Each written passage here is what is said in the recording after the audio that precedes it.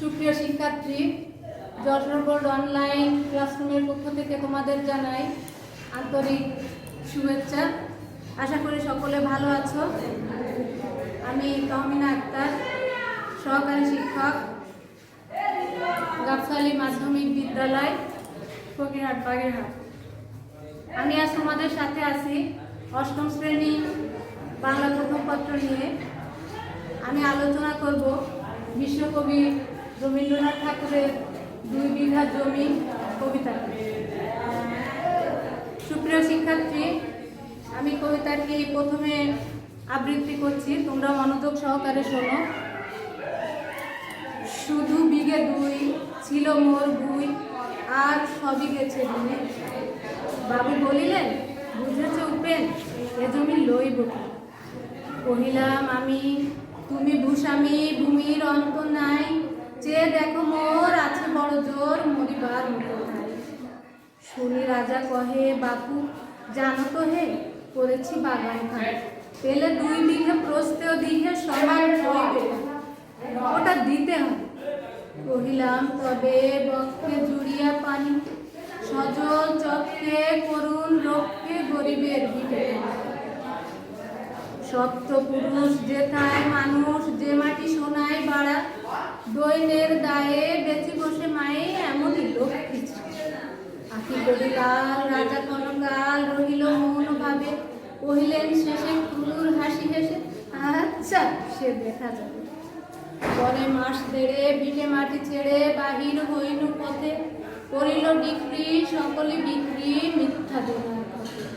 এ জগতে হাই সেই বেশি চাই, আছে যার ভুরি ভুরি, রাজার হস্ত করে সমস্ত কাঙালের ধন চুরি। মনে ভাবিলাম মোরে ভগবান রাখিবে না মোহ গর্তে, তাই লিখি দিলেন বিশ্ব নিখিল 2 বিঘার পরিবর্তে। সন্ন্যাসী বেশে ফিরি দেশে দেশে, হইয়া সাধুর শীর্ষ, কত হেরিলাম মনোহর ধাম, কত মনোরম দৃশ্য। ভূধরে সাগরে বিজনে নগরে, যখন যেখানে ভ্রমি, তবু নিশিদিনে ভুলিতে পারি না সেই 2 বিঘে জমি। হাটে মাঠে বাটে এই মতো কাটে বছর 1500। একদিন শেষে ফিরিবারে দেশে, বড়ই সাধনা। নম নম নম সুন্দরী মম জননী জন্মভূমি, গঙ্গার তীর স্নিগ্ধ সমীর জীবন জুড়ালি। অবারিত মাঠ গগন ললাট, চুমে তব পদধূলি, ছায়া সুনিবিড় শান্তির নীড়, ছোট ছোট গ্রামগুলি। পল্লব ঘন আম্র কানন, রাখালের খেলা গেহ, স্তব্ধ অতল দিঘি, কালো জল নিশিত শীতল স্নেহ। দুধ ভরা মধু বঙ্গের বধূ, জল লয়ে যায় ঘরে, মা বলিতে প্রাণ করে আনচান, চোখে আসে জল ভরে। 2 দিন পরে দ্বিতীয় প্রহরে প্রবেশিনু নিজ গ্রামে। কুমুরের বাড়ি দক্ষিণে ছাড়ি, রথতলা করি বামে, রাখি হাট খোলা নন্দীর গোলা, মন্দির করি পাশে। তিসাতুর শেষে পৌঁছিলু এসে আমার বাড়ির কাছে, ধিক ধিক করে শতদিক তোরে নীলাজ উল্টা ভূমি, যখন যাহার তখনই তাহার, একই জননী তুমি। সে কি মনে হবে একদিন যবে ছিলে দরিদ্র মাতা, আঁচল ভরিয়া রাখিতে ধরিয়া ফল ফুল শাক পাতা, আজ কোন রীতে কারে ভুলাইত ধরেছ বিলাস বেশ। 5 রঙা পাতা অঞ্চলে গাথা, পুষ্পে খচিত কেশ, আমি তোর লাগি ফিরেছি বিরাগী গৃহহারা সুখে। তুই হেতা বসি রাক্ষসী, হাসিয়া কাটাস দিন, ধনির আদরে গর্ব না ধরে, এতই হয়েছ ভিন্ন, কোন খালে লেশ নাহি অবশেষে সেদিনের কোন চিহ্ন। কল্যাণময়ী ছিলে তুমি ওই ক্ষুধাহারা সুধারাশি, যত হাসো আজ যত করসাদ, ছিলে দেবী হলে দাসী। বিদীর্ণ হইয়া ফিরিয়া ফিরিয়া চারিদিকে চেয়ে দেখি, প্রাচীরের কাছে এখনো যে আছে সেই আম গাছ একটি। বসি তার তলে নয়নের জলে, শান্ত হইল ব্যথা, একে একে মনে উদিল স্মরণে বালক কালের কথা। সেই মনে পড়ে জ্যৈষ্ঠের ঝড়ে, রাত্রে নাহিক ঘুম, অতি ভোরে উঠি তাড়াতাড়ি ছুটি আম কুড়াবার। সেই সুমধুর স্তব্ধ দুপুর, পাঠশালা পলায়ন, ভাবিলাম হায় আর কি কোথায় ফিরে পাবো সে জীবন। সহসা বাতাস ফেলি গেল শ্বাস, শাখা ঝুলাইয়া গাছে, দুটি পাকা ফল লভিল ভূতল আমার কোলের কাছে। ভাবিলাম মনে বুঝি এতক্ষণে আমার চিনিল মাথা, স্নেহের সেদানে বহু সম্মানে পারে ফেটিল মাথা। হেনকালে হায় জমদূত প্রায়, কোথা হতে এলো মালিক, ঝুটি বাঁধা উড়ে সপ্তম সুরে পাড়িতে লাগিল গালি। কহিলাম তবে আমি তো নীরবে দিয়েছি আমার সব, দুটি ফল তার করি অধিকার, এত তারই কলরব। চিনিল না মোরে, নিয়ে গেল ধরে কাঁধে তুলি লাঠি গাছ, বাবু ছিপ হাতে পারিষদ সাথে ধরিতেছিলেন। শুনে বিবরণ ক্রোধে তিনি কন, মারিয়া করিব কি। বাবু যত বলে পারিষদ দলে বলে তার শত। আমি কহিলাম শুধু দুটি আম ভিক মাগি মহাশয়। বাবু কহে হেসে, বেটা সাধু বেশে পাকা চোর অতিশয়। আমি শুনি হাসি আখি জলে বাসি, এই ছিল মোর ঘটে। তুমি মহারাজ সাধু বলে আজ, আমি আর চোর বটে। সুপ্রিয় শিক্ষার্থী, কবিতাটি শেষ হলো। এ পর্যায়ে আমরা কবি পরিচিতি নিয়ে আলোচনা করব। কবিতাটির কবি হচ্ছেন বিশ্বকবি রবীন্দ্রনাথ ঠাকুর। আমরা জানি উনি কলকাতার বিখ্যাত জোড়াসাঁকো ঠাকুর পরিবারে জন্মগ্রহণ করেন। কবির জন্ম 1861 খ্রিস্টাব্দের 7ই মে।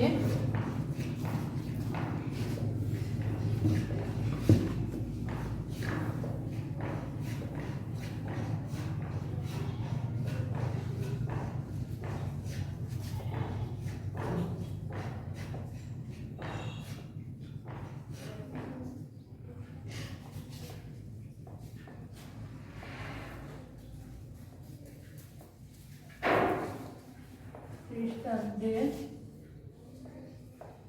7ই মে। কবির প্রতিভার বিকাশ ঘটে ছোটবেলা থেকে। মাত্র 15 বছর বয়সে তিনি বনফুল কাব্য রচনা করেন। সাহিত্যের প্রত্যেকটি অঙ্গনে রয়েছে তার পদচারণায় মুখরিত। সাহিত্যের সকল শাখায় তার দক্ষতার স্বাক্ষর রয়েছে। তিনি একাধারে কবিতা, সঙ্গীত, ছোট গল্প, উপন্যাস, নাটক, প্রবন্ধ, ভ্রমণ কাহিনী, রম্য রচনা ইত্যাদি রচনা করছেন। কাজে তাকে একাধারে বলা যায় কবি, দার্শনিক, গীতিকার, সুরকার, শিক্ষাবিদ, চিত্রশিল্পী, নাট্য প্রযোজক ও অভিনেতা। এশীয়দের মধ্যে কবি রবীন্দ্রনাথ ঠাকুর সর্বপ্রথম নোবেল পুরস্কার পান গীতাঞ্জলি কাব্যের জন্য সাহিত্যে। নোবেল পুরস্কার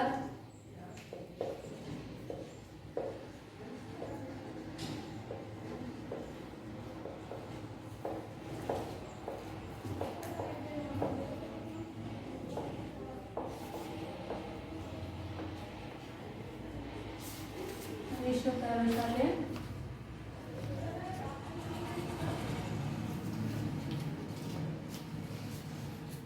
আমাদের জাতীয় সঙ্গীত অর্থাৎ আমার সোনার বাংলা আমি তোমায় ভালোবাসি, এটি রচিতা হলেন বিশ্বকবি রবীন্দ্রনাথ ঠাকুর।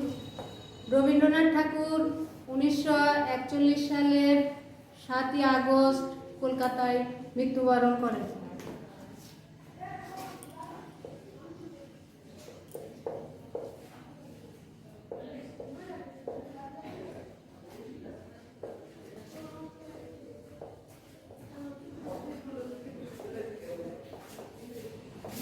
খ্রিস্টাব্দে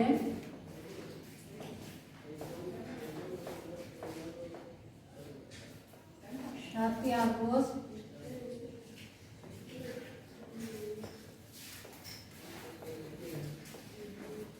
মৃত্যুবরণ করেন।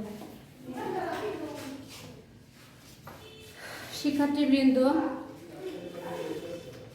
এবার আমরা বিভিন্ন শব্দের অর্থ নিয়ে আলোচনা করব।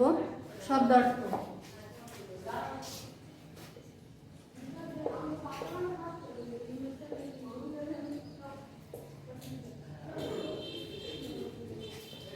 যেমন আমরা আছে বিঘে,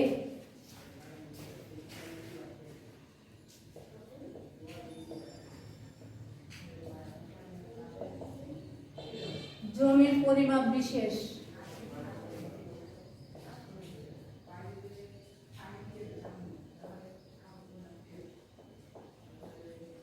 জমির পরিমাপ বিশেষ।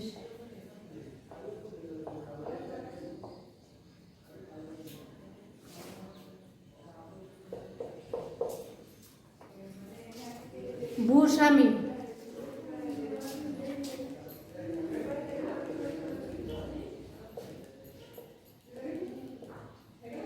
ভূস্বামী অর্থ হচ্ছে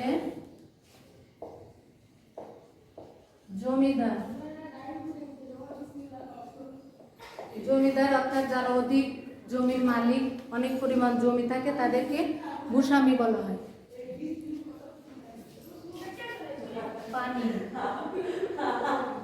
কয়াকার মুক্তান্নয় রশ্মি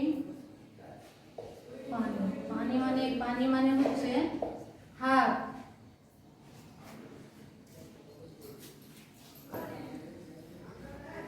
ক্রুর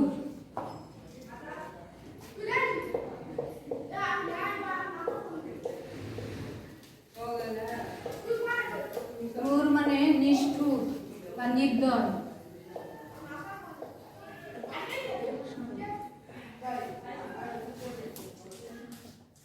ডিক্রি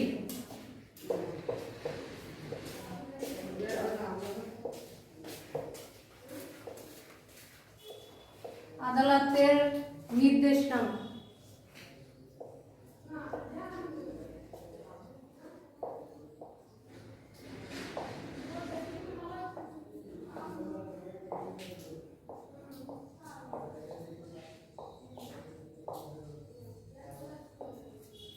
ভূধর ভূধর মানে হচ্ছে পাহাড়।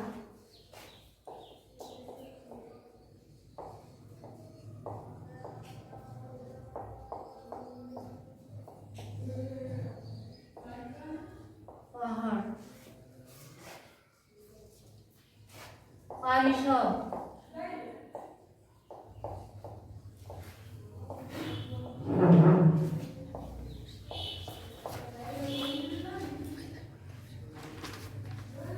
পার্শ্বচর।